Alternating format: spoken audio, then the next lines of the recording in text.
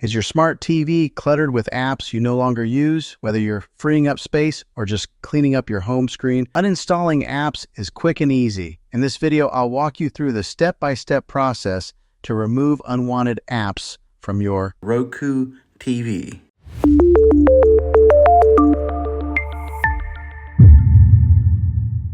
First, turn on your smart TV and grab your remote. Now, navigate to the Apps or Applications section of your TV. Depending on the year of your TV, this might be found under Settings or directly on the home screen. Step 2. Select the app you want to uninstall. Once you're in the Apps section, scroll through the list and find the app you want to remove. Highlight it using your remote. Step 3. Uninstall the app. Now select the app and look for the Uninstall or Remove option. On most smart TVs, you can do this by pressing and holding the OK or Enter button on your remote. A menu should pop up with the option to delete or uninstall the app. Confirm your choice and the app will be removed from your TV.